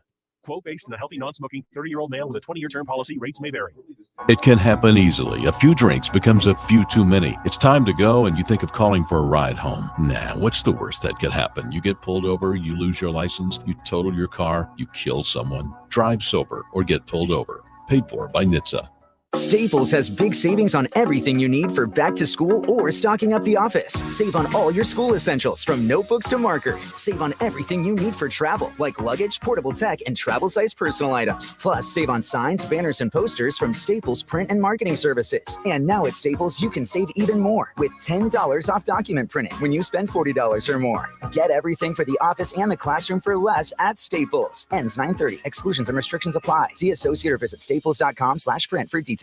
It can happen easily. A few drinks becomes a few too many. It's time to go and you think of calling for a ride home. Nah, what's the worst that could happen? You get pulled over, you lose your license, you total your car, you kill someone. Drive sober or get pulled over. Paid for by NHTSA. Next Thursday, you will be caught in an extreme flash flood. Disasters don't plan ahead, but you can. Talk to your loved ones about making an emergency plan. Get started today at ready.gov/plan. Brought to you by FEMA and the Ad Council. News Radio 690 KTSM. Live from the KTSM AM 690 studios, it's Talk El Paso with Andrew J. Polk. To be a part of the show, call 915-544-KTSM or follow on Facebook at facebook.com/Talk El Paso. Now here's your host, Andrew J. Polk. Thank you all so very much for joining us here for Talk El Paso, airing live on News Radio 690 KTSM. I'm your host, Andrew J. Polk. Thank you for tuning in, however you may be doing so. A lot of ways to interact with the program, particularly at this point during it. Phone lines are full up at the moment, as often happens once we start getting into it, which happens just about every day. But to keep that number handy, if you want to squeeze on when one call ends, a line becomes available, et cetera, 915-544-5876-544-KTSM. But a lot of comments coming in as well, and that's one of the reasons we do the whole social media thing besides my mug. I mean, it's a part of what we talk about with some of our sponsors as well, so it works out. But some of the comments coming in, including on the whole idea of recalls, RJ saying, if she, or I think referring to, again, current city representative Cassandra Hernandez, gets recalled, she brought it on herself, pushing for removal of her reprimand letter. And Ronald Rivera on the whole idea of, well, the candidates and officers candidate school, saying, keep in mind they do have to pass officer branch course, absolutely, and studies between ROTC and OCS indicate that OCS, officer candidate school, are ahead, but in a period of 4 to 5 years, ROTC move ahead. Interesting idea. I think depending on the way you enter it, there are different time commitments that come along with it as well as part of your education. Listen, I had some friends that went to Texas A&M, and I never took Corps of Cadets as any joke here, but also found that reference specifically was a Texas Monthly article, Ain't From Around Here. Is Texas A&M a, quote, military school in the Lone Star hinterlands? And that was the Guardian UK referring to it as such. So that one was interesting. And other issues and considerations about the gun buyback, among other things. And one specific question for me, David Frickson asking me, what topic position have you ever changed your views on, or do you believe you have never changed your mind on anything? I think it would be a pretty sorry individual and not much apt to have discussions on things if I had never changed my mind ever. I mean, at the very least, learning and experiencing new things in life should definitely at least lead you to considering or reevaluating some of your positions, some of the things going on. I'd say the most obvious one, or the one that comes easiest to mind for me, and that I'm still having kind of on the fence about feeling at this point in time, is when it comes to the idea of term limits and or restrictions from holding office for other periods of time, or even has the conversation that's come up more recently lately when it comes to maximum age of holding office. Obviously, the Constitution and many of the federal requirements are about minimum ages to serve and, citizens requirements, all of those kind of things, but no maximum age. And given some of those things that have been happening in the news involving certain very high-level elected officials and certain very long-serving ones, that's one that I definitely have had some evolution in my thought over the years. I used to be fully on board with the idea of, oh yeah, term limits, kick the bums out, or make it so that they don't even have to be kicked out, they're just gone. And now I've been some more on the idea of, okay, you can do that, but it would have to come with campaign finance reform, because what you're doing, one of those upshots, unintended consequences, so to speak, if you're just saying, hey, nope, you can only serve for, say, 3 terms in the House and 2 terms in the Senate, is that part of that turnover will make it so that lobbyists are that much more possible. So if you're not going to do that, we're saying, oh, hey, here, you don't have that much competency with other issues besides the ones you ran on. Here's our information booklet. And if you go along with it, we'll definitely support you and finance. I mean, there's so many implications. I feel like we've done whole other shows, or at least mentioned in whole other shows along with that. So Yeah, that's one that I'm still kind of struggling to try and find a reasonable stand. And that's, I guess, what I try to go for, a reasonable standpoint. And so if something starts becoming unreasonable, it's certainly wrapped for reevaluation. Now, there's a difference between that, and I'll draw this stark distinction between that and waffling back and forth of, oh, whoa, that's not popular. Okay, let me just not do that anymore. Like, yeah, if you don't stand by your principles, except for when it comes to reasons for you to reevaluate it that are substantive in nature, there's always a middle ground to be found, and one way extreme or the other rarely works out. And RJ saying max age, how about minimum mental competency? That's, I think, what it's trying to get at here, though how you start evaluating that starts coming to a question of, okay, how do you judge that? How do you do it? And how does that end up coming into okay, if it's a test, you have to pass the test. How does that not immediately become politicized? So that's why, frankly, I don't think either is going to happen. But if there were to be a likelihood, I'd probably put it on the idea of like a max age more than a minimum competency, because I mean, it's become part of the political discourse, unfortunately, about, this guy doesn't have, 2 brain cells to rub together. And sure, that's often a line that is being used, but you start putting that into practice, and oh boy, as much as we talk about political kerfuffles, I can't even imagine what that would be. And of course, a lot of people with opinions on that, certainly, including Mondo Monconda saying term limits wouldn't allow a good man or woman to get anything done. That is a consideration that comes along with it. But also, yeah, slippery slope, or Ronaldo putting it pretty succinctly, that exam or the idea of it would cause a firestorm. I agree with that concept entirely. But as I promised, let's go back to those phone lines right now. We do have online with us Raul in the Northeast on the line with us. Raul, thanks for joining us. Hey, Andrew. Interesting guest. I'm sorry I caught only the tail end of her interview. Oh, the young lady's name? Oh, that was Amber Banda, who's our producer for us. So that's one of our semi-recurring segments on what's the deal with, when one of the discussions we've been having locally, we dig further into in order to get to it. And she had some personal experience with some of these issues in mind as well. Well, I thought she was a teacher. I mean, she really came down heavy on the school district and the policy to scale back on PE. That's really sad. If the school districts want to save some money, here's a money-saving idea that will also help the kids, okay? Get rid of football, okay, of high school football. Very expensive, and it comes with CTE for some of these kids, okay? If you want to have football, we'll have intramural sports and have flag football, and you'll save a whole lot of money, and you can use that money to have more PE for the kids, for the 1 in 5 kids who are overweight, okay? And that's it nationally. I bet it's higher in El Paso because of the kind of food that we like to eat over here. And certainly a problem there is the parents too. But the kids need more exercise. That's ridiculous, okay? And football, high school football now with a cost and with a CTE is ridiculous, okay? Now, education is expensive. And if you want to have a really good education, you have to have smaller classroom sizes, or a ratio of not as many students per teacher. We would have to have the countries that have the best systems, like Finland. The kids are in school longer. More days per year, and they are also in school for longer periods of time during the day. So again, that would all cost money, see? Very expensive. But again, there's no better investment that we could make and should be making that in the next generation. We spend all kinds of money for all kinds of nonsense, and have throughout the history of this country. It's ridiculous. And so they don't really care about that. It seems to me that the ruling elites really don't want too many educated people around there. They want a lot of people who will just take orders, do what they're told, become materialists, get all caught up in buying stuff and get on credit, so that it turns them into kind of a wage slave labor over time. So the money is the problem. And I'll end with this. The NRA buys off Congress, so we don't get any action on guns, okay? The oil industry buys off Congress, so we don't get any action on climate. The insurance companies buy off Congress, and we don't get any action on health care. And now we're seeing all the kind of action that Clarence Thomas got, all these trips on private jets, millions and millions of dollars of free trips. He is the face of the Republican Party, and it's corruption.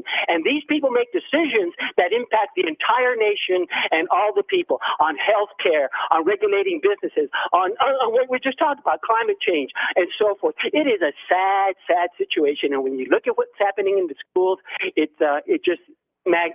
reflects that problem. Thank you. I mean, interesting points you bring up there. I'll say that trying to get rid of high school football in Texas, I think you'd have an easier time with some of those other political propositions that we get to here. I mean, it's practically a state religion in this. Let's be perfectly honest here.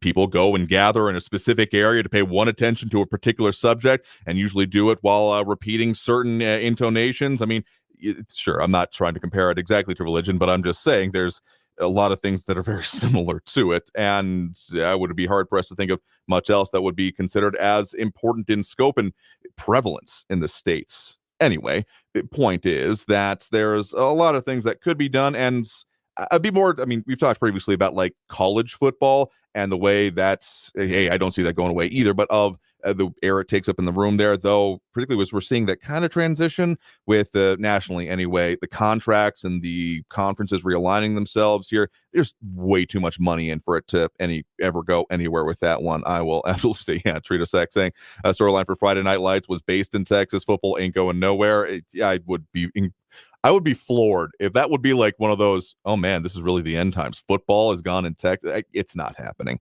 But to the idea of particularly reevaluating those priorities and what can be done, I mean, frankly, I know it's not often popular with voters or the people who show up to the polls anyway, but of spending more money on education. I've been doing a lot of deep dives into demographics issues. And if you're not, it takes generations to see the effects coming from them. And so if you don't, I mean, what's the line? The best time to plant a tree was 100 years ago. The second best time is today. And that's the kind of way when it comes to education, like, sure, things could have been done better in the past, but if you're not focusing on it now and planting that seed, so to speak, you're going to be missing out on all of the benefits that could be reaped for that, hopefully, next many generations. So, and on the national things, I mean, we did bring up some of the term limit stuff based on the question here, so fair enough there. And all I'll say on the Supreme Court is that they need to do something, and the idea of, well, you can't regulate us, well, technically correct when it comes to the constitutional checks and balances, is not the line I would be going with. I'll just put it that way. Some other things and other questions and even some agreement happening there, among other things. Other comments also coming in when it comes to the term limits and things like that. So more conversation going on in our comments as well. Like Renato Rivera saying, hire more teachers, good idea, but incentives to become a teacher would have to be increased. I would agree with that entirely. Think about some of the analysis that I've done about the, elected officials. Look at the competency, skills, and what you want them to bring to the office, and look at the compensation. Do they meet up? Yeah. I think that would be a negative ghostwriter for the most part. Anyway, let's take that next break right now. Coming out of this break, we'll get to more calls, more comments, more of everything on the line here. So stay tuned. More Talk El Paso after this break. Again, that phone number if you want to squeeze on, and we'll do our level best to get all of them until the end of the program here. 915-544-5876, 915-544-KTSM. Back after this break with more Talk El Paso here on News Radio 690 KTSM. Stay tuned.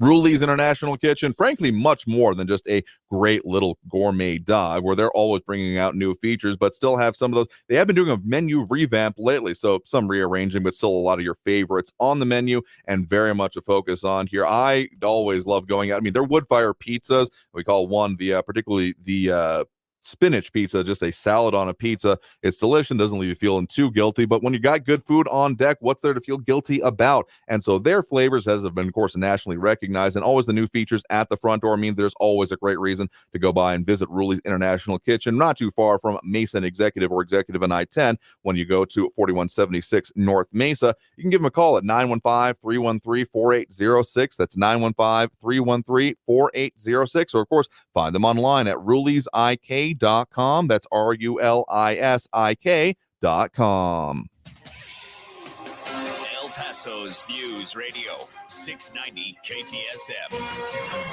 With your KFOX 14 news update, I'm Liz Dewicki. The El Paso Border Patrol sector releasing alarming data regarding migrant deaths despite a drop in migrant encounters. The encounters were at their peak at the start of fiscal year 2023 with a high daily average of 2,700 migrants and dropped to 800 after the lifting of Title 42 in May. Despite that drop in encounters, the U.S. Border Patrol saying the agency has been dealing with an increase in migrant deaths and stash houses. 2 El Paso Police Department supervisors were arrested Wednesday in connection to allegations of sexual harassment toward 2 female police officers. Lieutenant John Surface and Sergeant Adon Chavez were charged with official oppression. A special investigation unit uncovered incidents where both of the men allegedly made explicit requests and engaged in coercive behavior toward 2 women officers, according to the arrest report. Both of them have been relieved of duty, according to police. A man has been arrested and charged with criminal sexual contact of a 12-year-old girl. Doña Ana County Sheriff's Office deputies arresting 33-year-old George Aguiar Ramirez. Court documents show that he was inappropriately touching a teen at a home in Chaparral, New Mexico. He's currently being held at the Doña Ana County Jail under no bond. With your KFOX 14 news update, I'm Liz Dewicki. News Radio 690. Traffic all day. A crash on I-10 eastbound at Copia is blocking the exit ramp, causing delays. 9-minute delays I-10 eastbound from Piedras out to McRae. In the Upper Valley, I-10 eastbound from just south of Vinton down to Red, it's a 30-minute delay. And heads up for a fuel spill that's partially blocking the intersection in the Lower Valley at Horizon and Darrington. Carrie Edwards, El Paso traffic. From the KFOX 14 Severe Weather Center, I'm Chief Meteorologist Brad Montgomery. Air quality alert for your Friday, so try to limit your time outdoors, especially during the hottest part of the day. And speaking of heat, a little hotter for tomorrow, high around 98 degrees for your Friday. As take a look at your Labor Day weekend, partly cloudy Saturday, high around 97, mostly sunny on Sunday, high around 98, and we continue dry for your Monday, mostly sunny, breezy, high around 101. From the KFOX 14 Severe Weather Center, I'm Chief Meteorologist Brad Montgomery. This report is sponsored by Staples Stores. Staples has everything you need for the office and the classroom for less. Now save even more with $10 off document printing when you spend $40 or more. Offer ends 9/30. Exclusions and restrictions apply. See associate or visit staples.com/printing for details. I heard about something called the Affordable Connectivity Program. It helps people save money on internet. Where did you hear that? On the internet. I don't have the internet, but I'd like to. You should apply to see if you're eligible. You could save $30 a month. What's it called again? I want to sign up. The Affordable Connectivity Program, or the ACP. Get the internet you need for work, school, healthcare, and more. Sign up, connect, and save at getinternet.gov. How do you spot a scam? If someone says you have to pay them by wire transfer, gift card, or cryptocurrency to fix a problem, that's a scammer. Nobody legit will ever insist on being paid that way. Report them at reportfraud.ftc.gov. For the local issues and discussion you won't get anywhere else, turn to Talk El Paso, weekdays at 4 right here on News Radio 690 KTSM, brought to you in part by the El Paso Community Foundation. Sound off on what matters to you, Monday through Friday, 4 to 6 p.m., and let's talk El Paso. Is foot pain keeping you from living life to its fullest? Would you like to come home from work ready to go instead of ready to rest your feet? Life's too short to be dealing with foot, knee, or back pain. Come into the Good Feet store and learn how the Good Feet Arch Support System can help you get pain-free. Start saving on the road with Valero's 100 Days of Summer. Get fuel-saving snacks, swag, and more every day all summer long. Only with Valero Pay Plus. Download the app and start saving right now. Additional terms and conditions apply. This report is sponsored by Valero. News Radio 690 KTSM El Paso. Live from the KTSM AM 690 studios, it's Talk El Paso with Andrew J. Polk. To be a part of the show, call 915-544-KTSM or follow on Facebook at facebook.com/Talk El Paso. Now here's your host, Andrew J. Polk. Thank you all so very much for joining us here for Talk El Paso, airing live on News Radio 690 KTSM. I'm your host, Andrew J. Polk.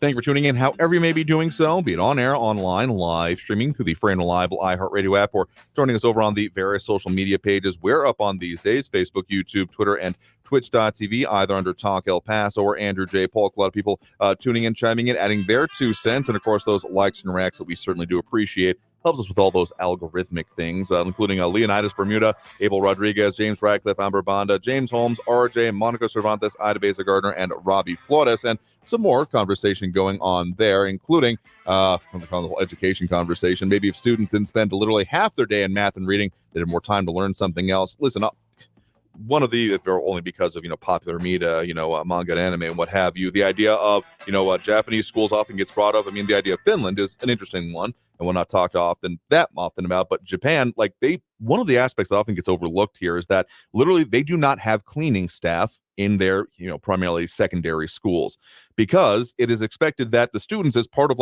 learning about life and how to deal with it, they do their own janitorial duties. That's why, again, anyone who hasn't seen, it's slice of life anime or whatever have you, often that's a part of it. It's not necessarily always explained because it's just kind of a given in that culture and in that society. That's the way they do it, because as much as academic achievement is incredibly focused on, I mean, they even have a kind of tiered high school system in some places where you have to have a certain level of achievement to be able to go on to certain things.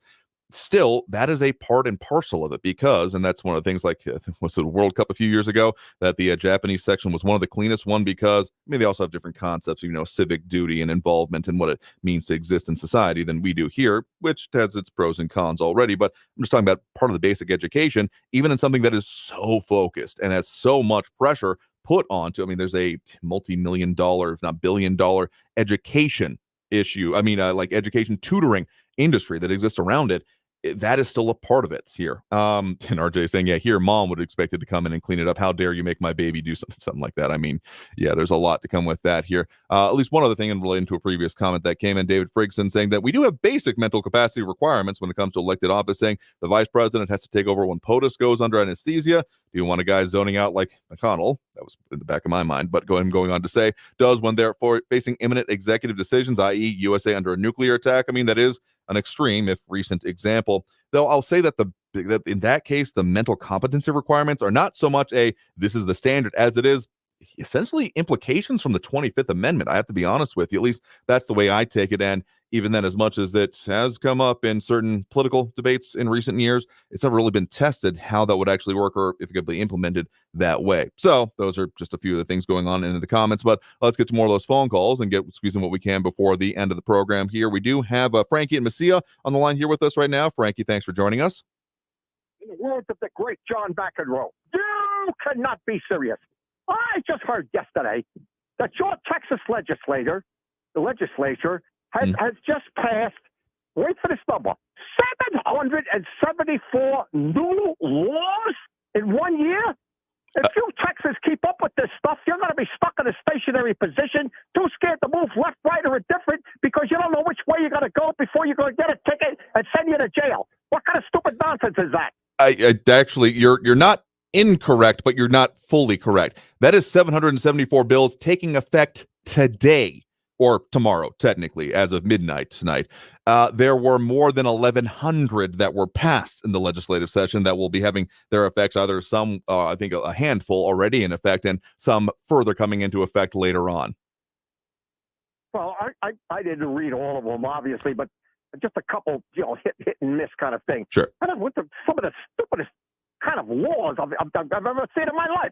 Now, I want to say something about education, if I can. Right? Sure. Now, this Houston stuff, right? You got this guy that took over as the superintendent. First off, he doesn't even look like an educator. He looks like he belongs as a gardener down in Mar-a-Lago. He doesn't even look. What is this thing? Like, you're turning libraries into detention centers. And is that only in Houston, or is it Austin and Dallas and I don't know, wherever else in Texas? Or it's just there because they want to beat up other people for whatever reason. Do you know that?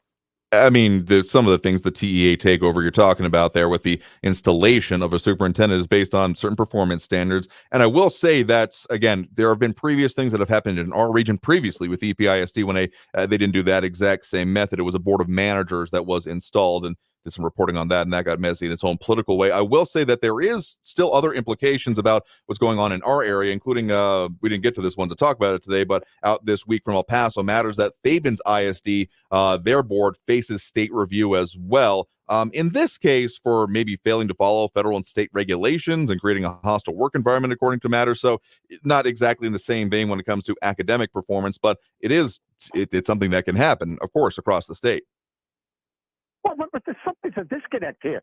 By supposedly you sending certain kids from whatever category into the library is supposed to improve your test scores? Am I hearing that right?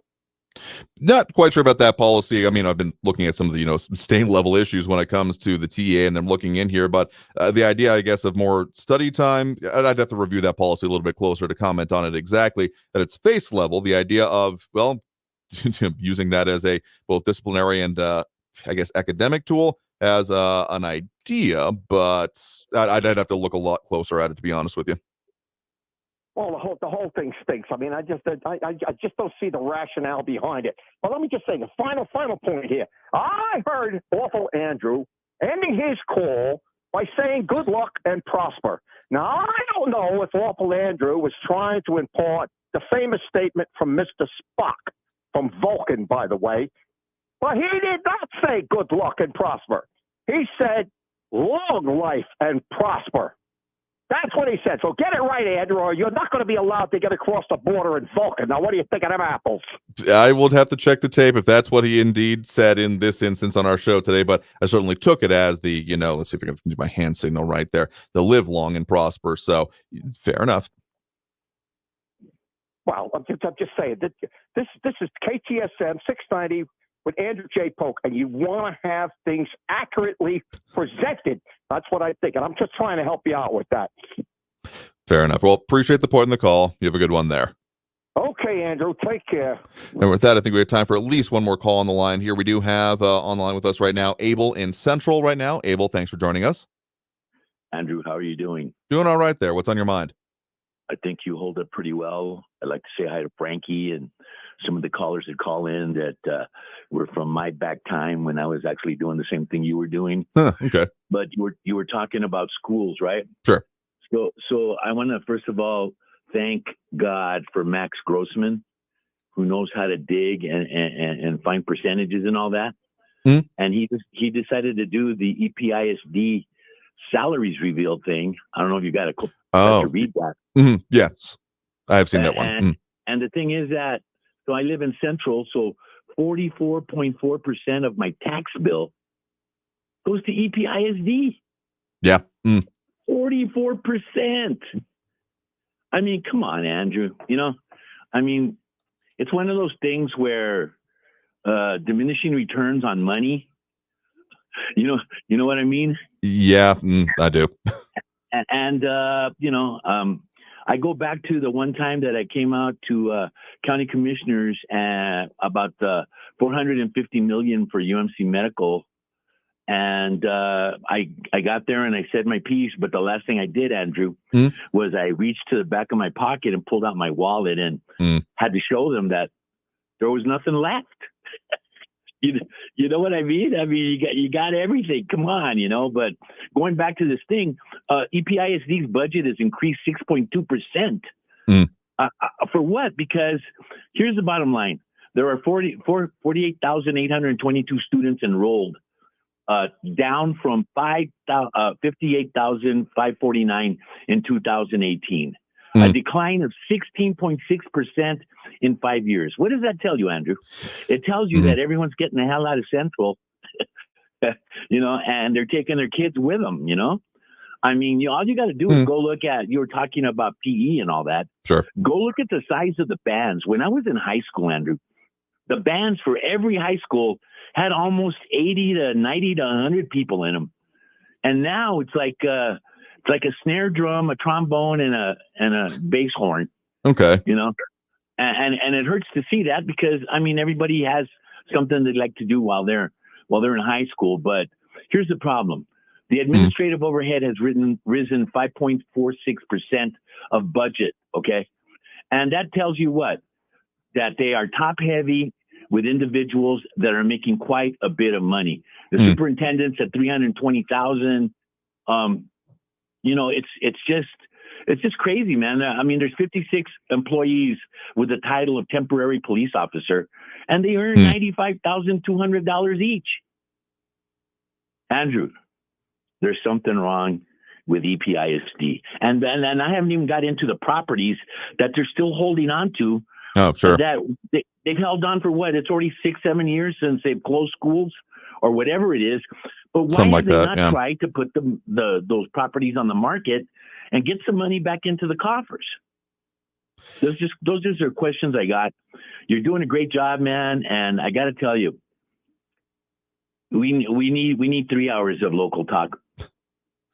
Well, I appreciate the thought and the concept there from your, hopefully your mouth straight to God or management's ears. But in any case, I will say that on EPISD, it's been a little bit hard to pin down what the time span. I mean, it's kind of been on a rolling basis. The one I go by most often on the way here to our station is, of course, the former Moorhead, which has been consolidated with another middle school into another. But it's still, I mean, that's prime, maybe not with its exact location, but right on Mesa real estate, right next to a bunch of businesses. So it is a big question of what is going to happen next. And doing some quick calculations, EPISD for my bang for the buck is just over about a third of the total tax bill that I have, about 34.1 and change percent. So it's not insignificant. Well, that's with exemptions and those things. So without it, it would be definitely a whole lot more. So there's definitely issues and questions about it. And I mean, even before any of the specific numbers you're talking about, the top heaviness of any of our educational, not even just institutions, but administration has certainly been a concern for years. So, seeing that direction move of it that you're referring to there, of even more